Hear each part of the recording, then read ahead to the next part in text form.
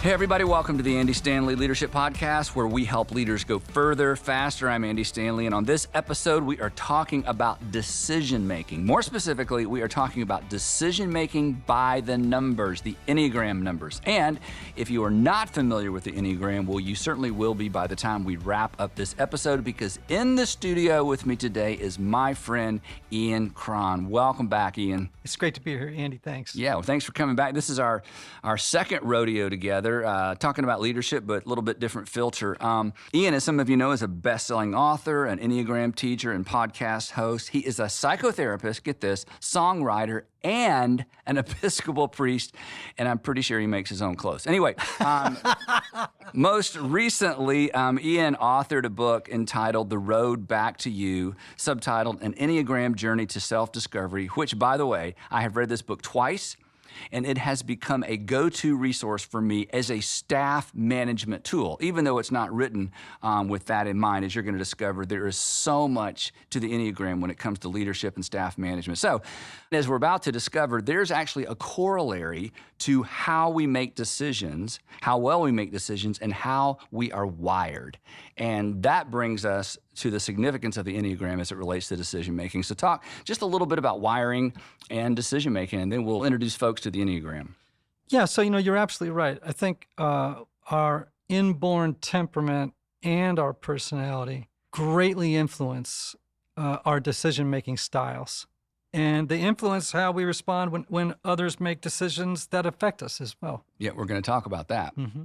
Well, before we do a deep dive into the Enneagram, would you real quickly, you did this last time you were with us, and it was so helpful, even for those of us who are somewhat familiar with the Enneagram. Just give us a quick overview of the Enneagram, a little something on each type, and then we will talk about decision-making by the numbers. Okay, well, let's have at it. This is a 50,000-foot, 200-mile-an-hour rundown of, Right. of 9 types. So the Enneagram is an ancient personality typing system that teaches that there are 9 basic personality types in the world, one of which we gravitate toward and adopt in childhood as a way to feel safe and cope in this new world of relationships. Very importantly, each of those types has a unconscious motivation that powerfully influences how that type acts, thinks, and feels on a moment-to-moment basis. So let's run through the 9 types, okay? So type 1s are called the improvers. Now, you'll be glad to know I changed that from the perfectionists to the improvers. Well, I really appreciate it because you told me I'm a number 1, and I have been sort of wound up around this perfectionism, and now I'm an improver. That's much right. better. And I can't wait to tell Sandra because, as you know, my wife is also a number 1, and which I always tell her she's number 1. And so I'll get to go home and tell her she's an improver. Yes. Well, if I had a nickel for every one that thanked me for changing it from perfectionist to improver, I would be Jeff Bezos. Anyway, type 1s, the improvers, they are ethical, meticulous, detail-oriented, and morally heroic. And they are motivated by a need to perfect themselves, others, and the world. Type 2s are called the helpers, warm, caring, giving. They are motivated by a need to be needed and to avoid acknowledging their own personal needs. Type 3s are called the performers. They are success-oriented, image-conscious, wired for productivity, and they're motivated by a need to succeed, to appear successful, and to avoid failure at all costs. 4s, we call the unicorns of the Enneagram. We think there are fewer of them represented in the population than any other type. They're called the romantics. They're creative, they're sensitive, they're moody, they're motivated by a need to be special and unique. And do you know any 4s? Jesus. Yeah. the perfect answer, because Ian is a 4. Isn't that right? Aren't you a That's 4? true. I You're am a a 4. 4. Yep. Yeah, Jesus, absolutely. that was great. Yeah. So type 5s are called the investigators. They're analytical, detached, and very private. They're probably the most emotionally detached number on the Enneagram by far. They are motivated by a need to gain knowledge, to conserve energy, and avoid relying on others. 6s are called the loyalists. They're committed, they're practical, they're witty. They're worst case scenario thinkers who are motivated by fear and the need for security, safety, and support. Sevens are called the enthusiasts. They're fun, they're spontaneous, they are adventurous as all get out. They're motivated by a need to be happy and to plan stimulating experiences and to dream of futures filled with unlimited possibilities. My middle child is a 7, and our whole experience with him growing up, of course, we didn't know anything about the Enneagram, but our experience with him went like this. So what are we going to do? Well, this is what we're going to do. What are we going to do after that? Well, what are we going to do after that? I'm like, well, we haven't even done the first thing. I haven't planned that far ahead, but it was all about a sequence of fun interactions and experiences. And when I finally understood that, it made so much more sense. And I wish I'd known that earlier as a parent. Anyway, you can keep going. Well, you just did a great advertisement for how powerful the Enneagram is Yeah. in the context, not just of business or of church, but also just marriages and Oh, yeah. families Yes. as a whole. Yeah, I have a 7 son, by the way. Oh, as you well. do? Oh, boy. So I could tell you stories. Type 8s, they're called the challengers. They're commanding, they're intense, they're domineering, confrontational at times. They are motivated by a need to assert strength and control over others in the environment in order to mask tender and vulnerable feelings. And the last one, 9s, the peacemakers, often called the sweethearts of the Enneagram. I'm married to a 9. I have a 9 daughter as well. Pleasant, laid back, accommodating, go with the flow people. They're motivated by a need to keep the peace, to merge with others, and to avoid conflict at all costs. Wow. Okay, so as you listen to that, of course, you were thinking about yourself, number one, because that's what we do. And then you were thinking about your spouse and perhaps your kids. So before we dive into decision making, for the person, this is their first experience or their first introduction to the Enneagram, where can they go to discover more just about, where they fall on the continuum? I know there are several tools. What would you recommend as a first step, Ian? So I'm going to be shamelessly self-promotional. That's all right. For a moment. That's all right. So there are lots of incredible books on the Enneagram. Most of them are 500 pages, very technical, great for therapists, some for lay people, but it's just you got to quit your day job to read them. You know what I'm saying? Right. So The Road Back to You, this book that I wrote, was specifically written to be a primer. You could learn just enough about the Enneagram. Yep. That, it would make a positive difference in your life. But if you decide to never read another book on it, you'd get your money's worth, right? The other resources, if you went to my website, ianmorgancron.com, hit the tab for IEQ9, that's our Enneagram assessment. It is, in my estimation, the most accurate Enneagram assessment that's available. So the website, one more time, is ianmorgancron.com. and just hit the tab, and the code is North Point 2020. North Point 2020. This is the assessment I took. Yes. It helped me tremendously. And there's a fee, but I'm telling you, what you learn, not only about yourself, but in terms of leadership, again, as we're going to discover, and as we talked about last time Ian was in the studio, there are so many layers to the Enneagram as it relates to relationships at home and at work. So the topic today is decision making. Yep. The way we make decisions is certainly impacted by our Enneagram, and the way we respond, as we're going to see, to decisions made about us is also impacted. So let's work through the 9 types and talk about their approach to decision making. And let's begin with number one. Number one, the improvers. The improvers. I'm so excited. So I think when approaching a decision, improvers first use their gut and then quickly use their heads to double check their gut reaction. So they go with intuition first. Is Yeah. that gut? Yeah, Intuition? just gut feeling, Right. intuition, but then quickly their mind jumps in to evaluate the wisdom of what their gut just told them. And this is why I second guess my decisions quickly. Really? Yes, as a 1. I feel like I know.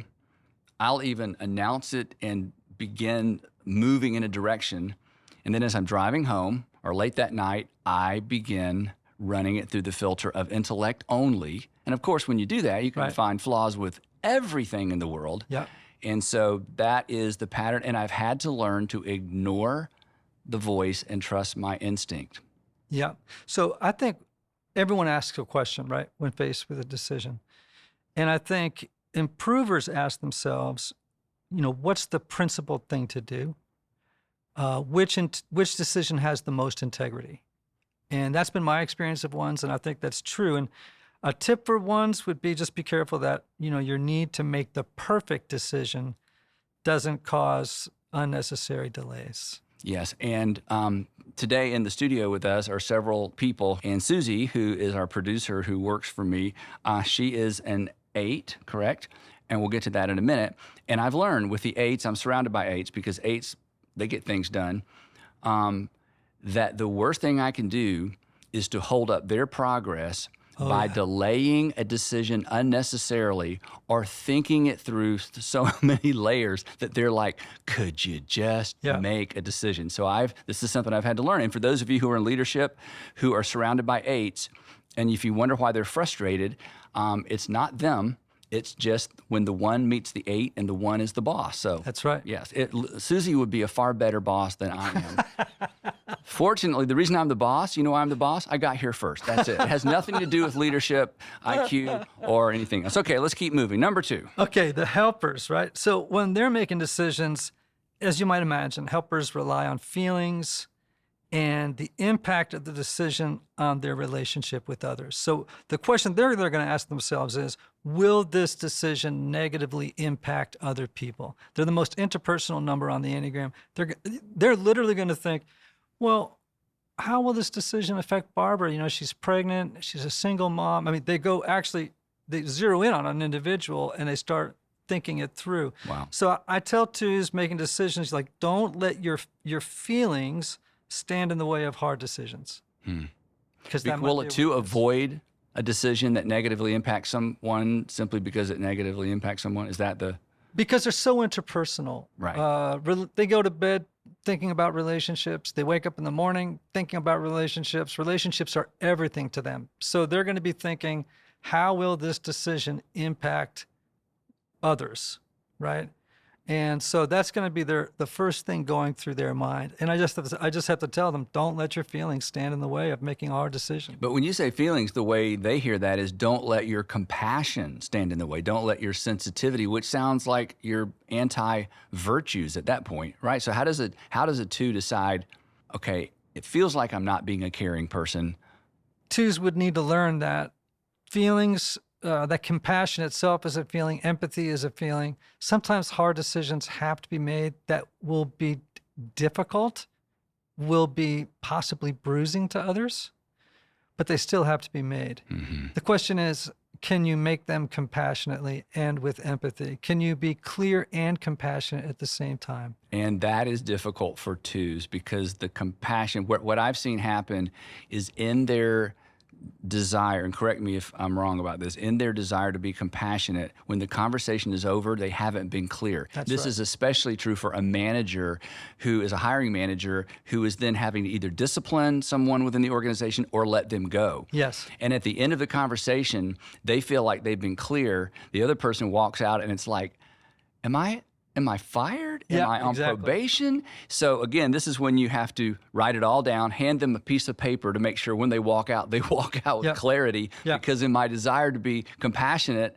it's easy to lose clarity. Yeah, so I worked with a CEO of a company, was a 2, and he was asking my advice about firing one of his top people. And I said, when they come in and sit down, I want you to say the hardest thing first. Yep.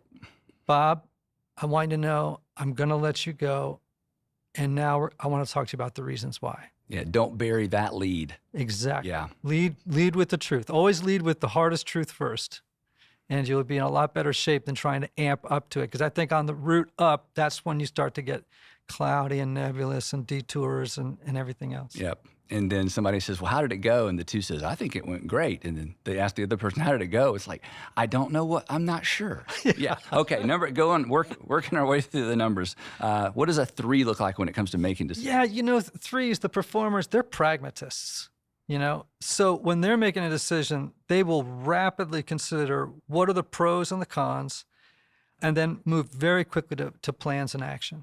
So the question they're going to ask themselves is, what's the most efficient choice, right? And I have to tell them all the time, don't let expediency blinds you to the impact of your decision on other people. You know? So their tendency is to overlook how their decision impacts other people. Yeah, because their attention, their focus of attention tends to be on the goal line all the time. It's about, we got to cross the finish line first. Well, you got to remind them that there are people between you and the goal line, right? And you just can't tackle or take down everybody en route and expect to have a functioning team at the end. And this probably ties back into the fact that threes like to win because threes like to be winners and threes like to be the most popular. And so in an effort to score themselves high in terms of a task, it would make sense that their sensitivity quotient may drop in the process. Is that correct? Yeah, I mean, I think when they're unhealthy, they're ambitious in the worst sense of the word. You know. Now, talk a little bit more about that. Well, they're lone wolves. They're not team players. They want to win. They want to be successful. Now, that's in their most unhealthy expression. When they're healthy, they want the team to win, right? They don't have to drive the bus. They're perfectly happy being on the bus. You know, they don't have to flaunt their success.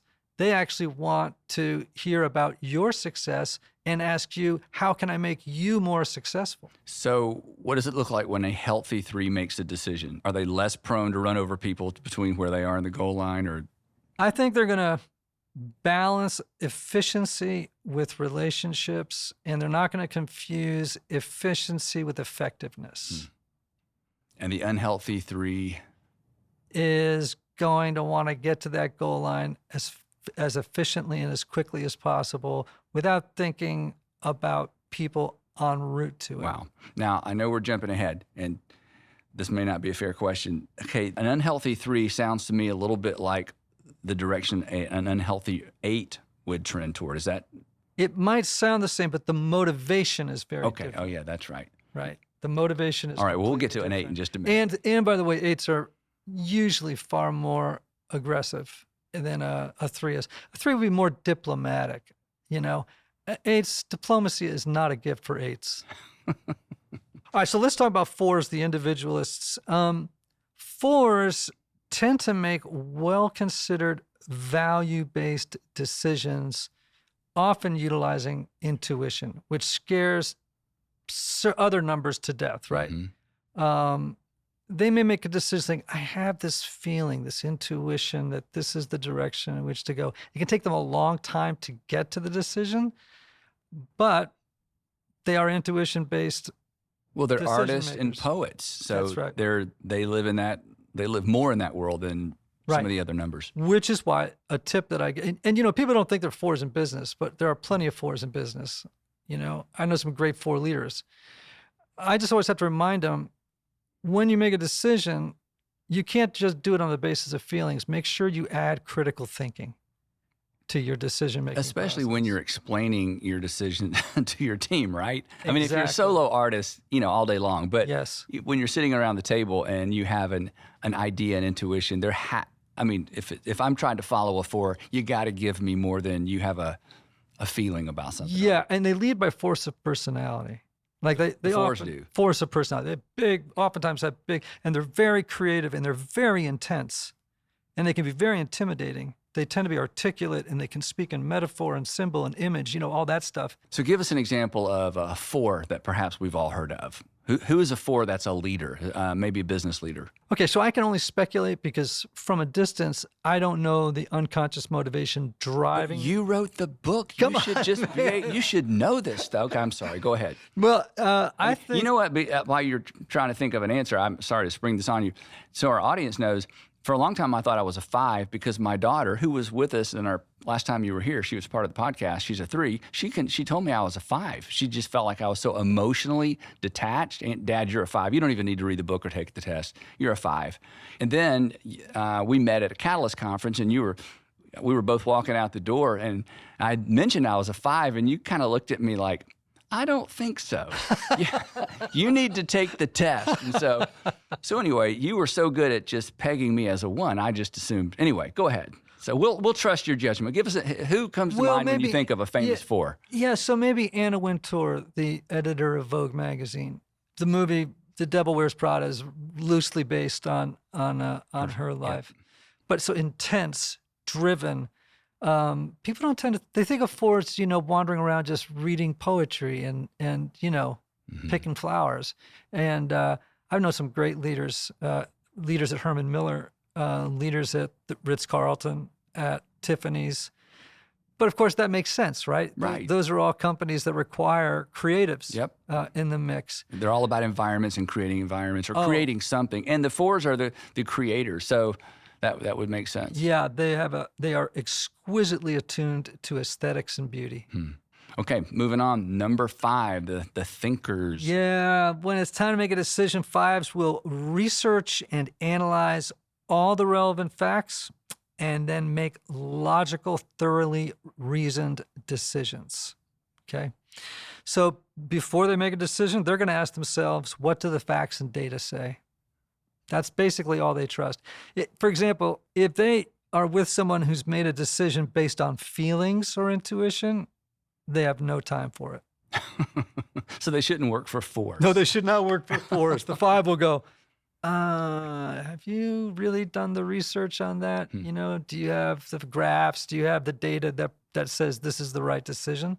But that's why I think I tell, fives all the time, to make wiser and faster decisions, they can't rely solely on their mind. They need to consult their heart and their gut as well. And if they're really out of touch with them, they better have some people around them who are gut and heart people. So a famous 5. Who would be a famous 5? We know you're guessing. But Yeah, I would say Bill Gates. Have you seen the documentary Inside Bill's Mind? No. Oh, promise me you'll watch it. I promise. Like On today. the podcast, I promise. No, I can't promise I'll watch it today. No, seriously. First of all, he's fascinating. He's a very strong leader, and he's a 5. And it's so clear on the documentary he's a 5. Really an amazing person. So 6s. Yeah. How do 6s make decisions? Yeah, one of my favorite numbers on the Enneagram. I love 6s, the loyalists. Now, 6s are going to think long and hard about the impact of all the possible decisions, right? Including all the worst case scenarios that might become problems or disasters. So they're going to let their minds go down all the different paths. Oh, you bet. Okay. Yeah. And they're going to have a chorus of voices in their head offering different opinions, And so I think the question they're going to ask themselves is, which decision involves the least risk? I mean, that's why you want a risk manager to be a 6. That's why you want your CFO to be a 6, on the Enneagram. I worked with a company where the founder, CEO, was a 7. Very common. Very, very common that the entrepreneur is the 7. And one of the smartest things he did was hire a 6 CFO. Wow. On purpose, or On it just turned out? Yeah. And then I worked with a company in Silicon Valley. And this is a true story. It was like 10, 28-year-olds that a venture capital firm dropped $28 million on, right? Because they had a great product. And I went out there to meet with them, and this young guy says to me, I just need to talk to you about one of my employees. He's our oldest employee. He was like 38, Ancient. By the way, I'm having this conversation over ping pong, because that's how it works in their office, And he said, we do these dream team meetings and we have a whiteboard, and I get up there and I'm saying, we're going to take down Amazon. We're going to take down Google. This is how we're going to do it. And he says, it never fails.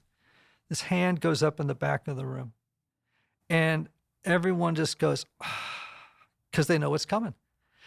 And he'll say, I think that sounds like a really good idea, but maybe we should wait until next year in the fourth quarter when we have more cash flow. And, he can, he's spotting the worst case scenario, the problem.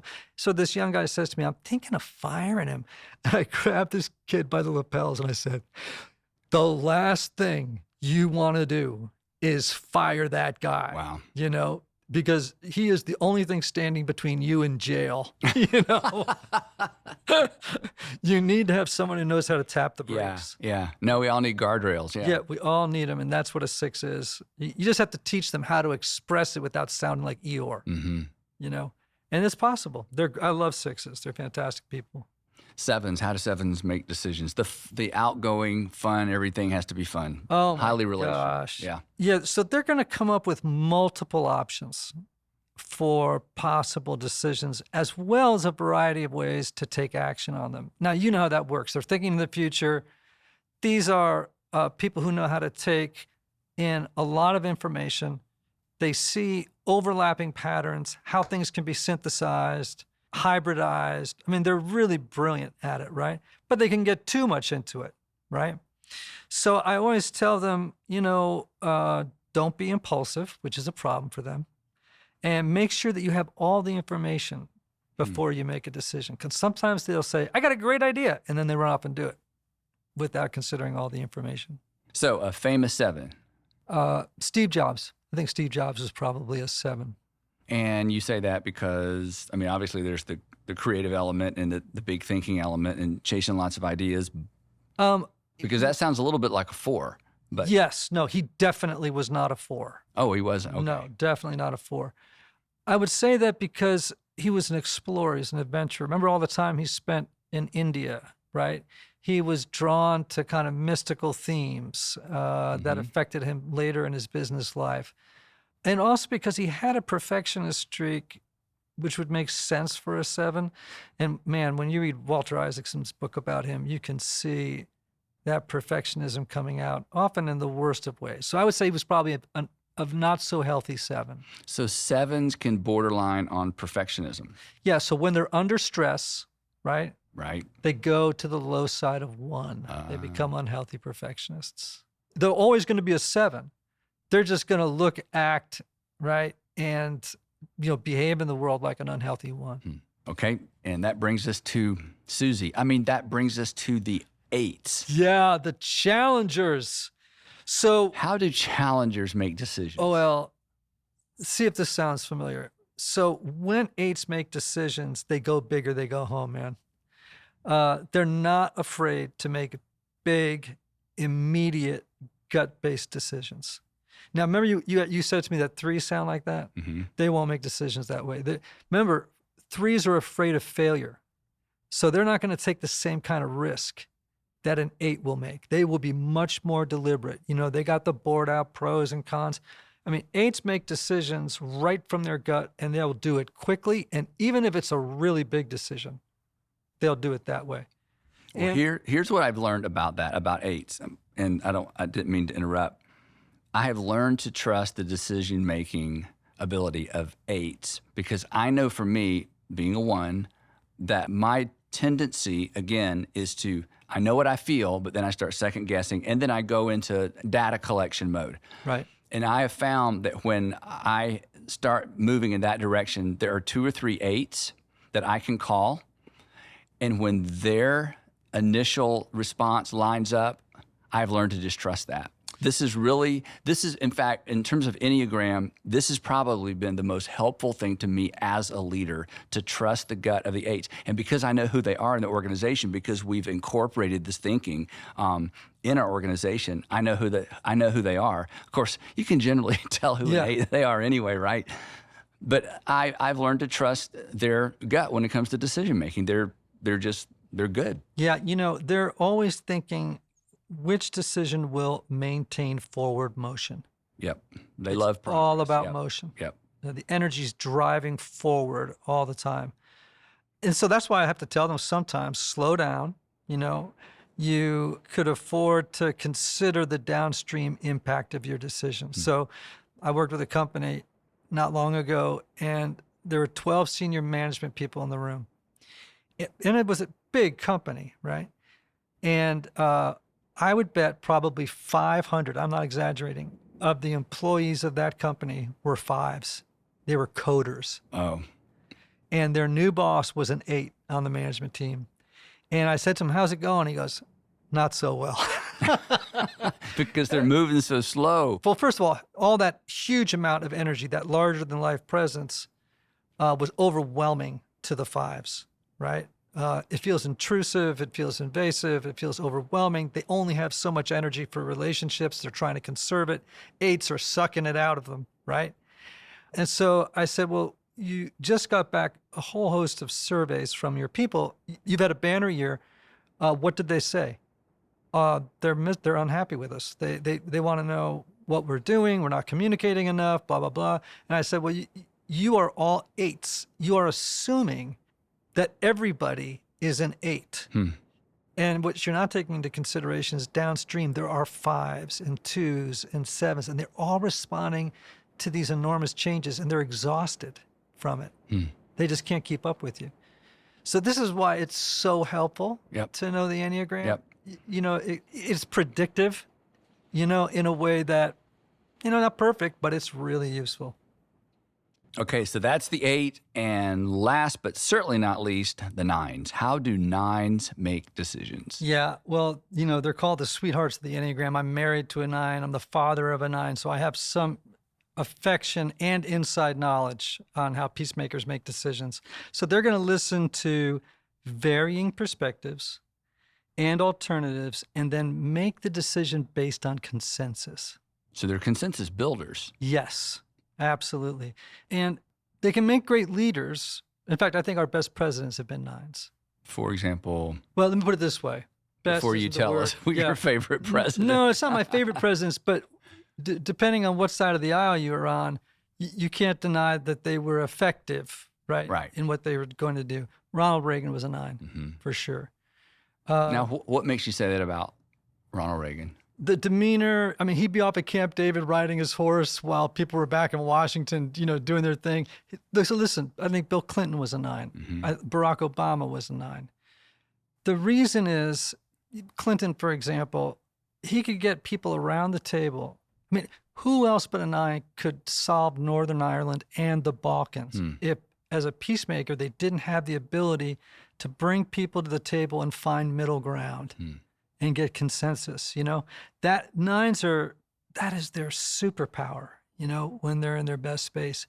When they're not in their best space, they don't actually land on a decision. They just keep talking to all the alternatives. Because they can't make a decision until they feel there's consensus or until they've reached consensus, or? It's because they're afraid of conflict. They're afraid to say, this is the direction. Based on everything I've heard here, this is the direction we're going to go in, because that's going to disaffect the 4 out of the 5 people at the table. Gotcha. So when somebody listening discovers they're a 9, it's like, oh, good, I'm like a president. Oh, no, I'm going to have a tendency to wait too long to make the decision. How does a 9 overcome that, what can be negative inertia? It's all about self-awareness. There was this study done at Cornell in their business school, and they did a study of 72 high-performing CEOs of companies ranging from $50 million to $5 billion bucks. And what they wanted to know was, what quality or characteristic did these people have that accounted for their success? And everybody thought the answer was going to be grit, determination, strategic planning, etc. And the answer that came back upended their expectations. Here's the quote from the study. The key predictor of success among leaders is self-awareness. Wow. That was the common That denominator. is the direct quote. So I think and self-awareness means the ability to monitor and self-regulate your behavior in real time, watching how it's affecting other people. It's not running on autopilot. You know, you're awake and you're aware and you're monitoring and you're, again, self-regulation. Right? Well, again, to our podcast listeners, your book, once you discover your number and you read about yourself, like any evaluation tool, but for some reason, this one more than others, when you read about yourself, you cannot help but become self-aware, because you either go, oh, that's me, or you say to your spouse or your partner or your best friend, does this sound like me? Or you say, but I don't think I do that. And then they just stare at you like, yes, exactly. and the stare means you are not self-aware, but you now have an opportunity to become so. Yeah. Because, I mean, and that's when we read this as a family and talked about it as a family, I would get to that part. But I don't do that, do I? Silence around the table. I guess I do. And now I'm aware that I do. Right. So if that is the number one predictor of, or the common denominator among successful leaders, then the Enneagram in this book in particular is certainly a tool to help a person, if nothing else, become more self-aware. So that's fascinating. Yeah, absolutely.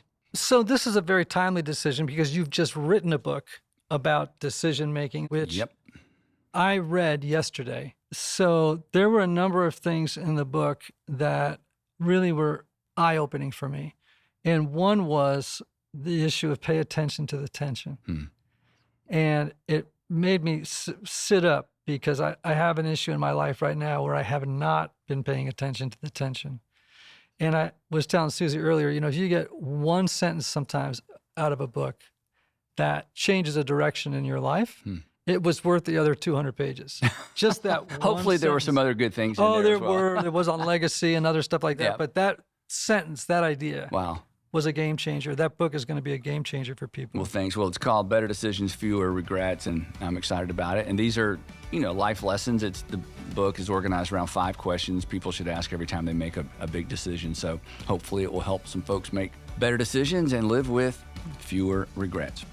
To all of our podcast listeners, we want to thank you for joining us and invite you to visit andystanley.com. That's andystanley.com, where you can download the Leadership Podcast application guide that actually includes a summary of this discussion along with questions for reflection, either for yourself or for your entire team.